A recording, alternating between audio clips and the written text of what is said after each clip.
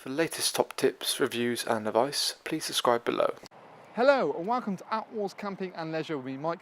Today I'm giving you a little sort of pitching video on a little DFV tent from Vango. So this here is the Scafell 300 Plus. Comes in different sizes, but the 300 I'll say probably is the best one in the range. Nice and simple and easy. It's basically just kind of a small backpacking tent, something you could really probably take away for DFV or sort of scouts, or alternatively, if you just want something for going away touring on your bike, it's a nice little model to go for.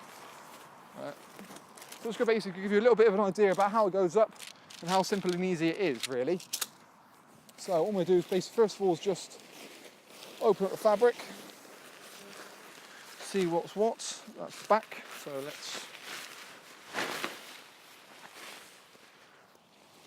Probably my favourite thing about this particular tent is obviously the sort of simplicity that there is to it, really. So you've kind of got 3 poles, all the same length.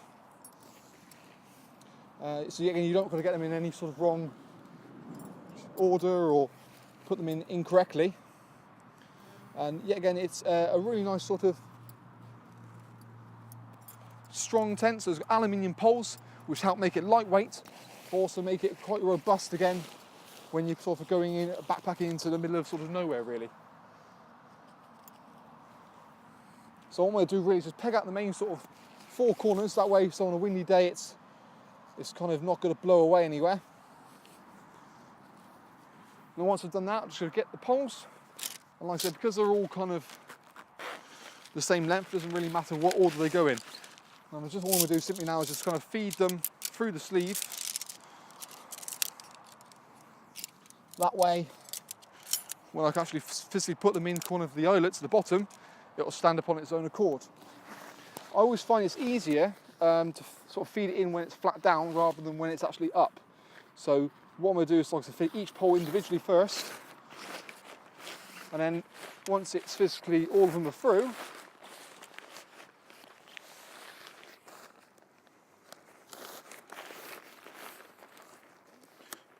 I'll just then pop it up. So the first one's through, let's do the back one.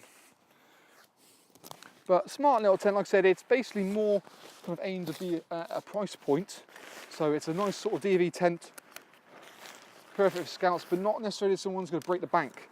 So what Vango have sort of done is they've sort of made it all to me a cracking little, so it gives you all the main features, but not necessarily sort of the top end spec, which you don't always necessarily need for something like Duke of Edinburgh. At the end of the day, it's one of those things that possibly could be done as a one-off. So there's no point in spending a huge amount of money when something like this, which doesn't compromise on quality, which you come to love with Vango. But the main thing I said, it sleeps free, so packs down quite small.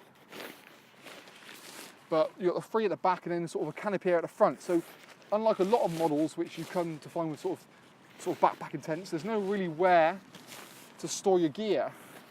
So that's what is kind of different about this.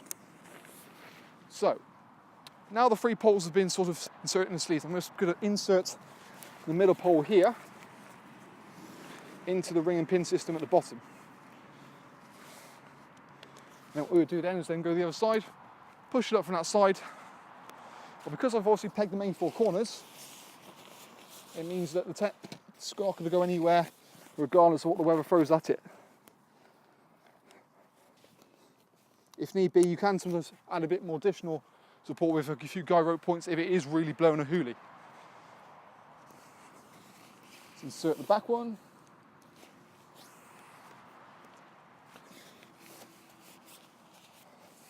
There's kind of like a Gothic pre-arch to this, which helps to yet again give you a bit more internal height, but also make it a bit more aerodynamic as well, so it's not completely sort of tunnelled.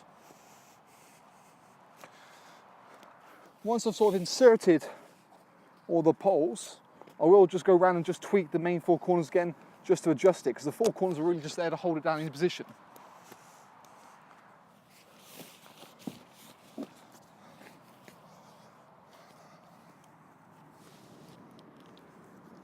you've got little tapes yet again, just adjust it, so keep it nice and tight. So, let's repeg that, get it looking a bit smarter. You do get some aluminium pin pegs supplied with it. I'm just using my own ones for the time being, just because I'm not going to bother wasting them for the time. And you can just tweak it again just to get it looking a bit smarter. You can actually, again, there's pegging points on these to peg through if you want to, but as I'm just doing kind of a little bit of a quicker job. Perfect. Now it's up, we're just going to do the guy ropes again to secure it. It may be a case of when it's actually blowing quite a lot, you may want to sort of peg in the direction the wind's coming from. You've got a nice little vent again at the top there, as well as adjusters on the guy rope to adjust it as you need to.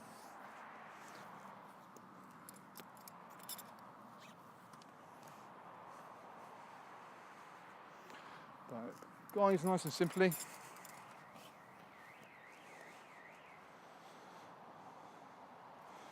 There you go.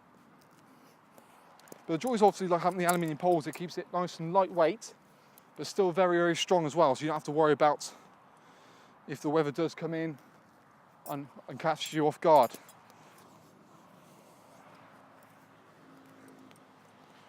But a nice sort of 70 denier fabric.